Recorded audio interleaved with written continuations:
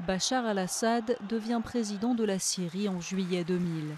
Ophtalmologiste de profession, il n'était pas prédestiné à la politique. Son destin change quand son frère Bassel, héritier désigné du régime, meurt dans un accident en 1994.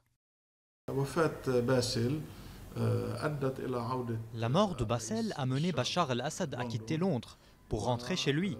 Doucement, il a commencé à s'impliquer en politique jusqu'à la mort de son père.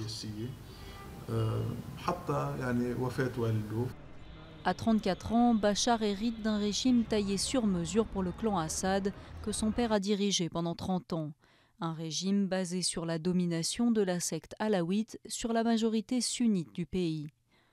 À ses débuts, Bachar est perçu comme un moderniste, prêt à mettre en œuvre les réformes économiques tant attendues.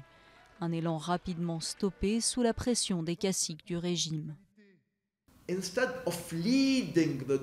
Au lieu d'engager un dialogue pour réformer, il a décidé d'utiliser les mêmes tactiques qui étaient utilisées par son père au début des années 1980.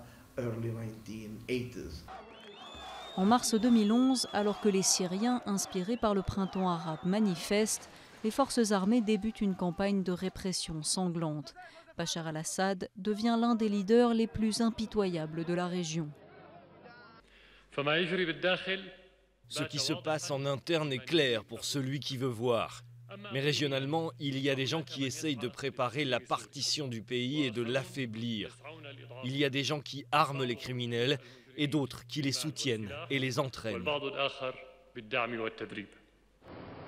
Lâché par la majeure partie de la communauté internationale, Assad continue d'affirmer qu'il se battra jusqu'au bout.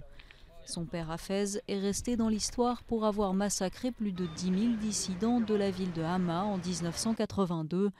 Avec la répression engagée en 2011, Bachar s'inscrit plus que jamais dans l'héritage de la dynastie Assad.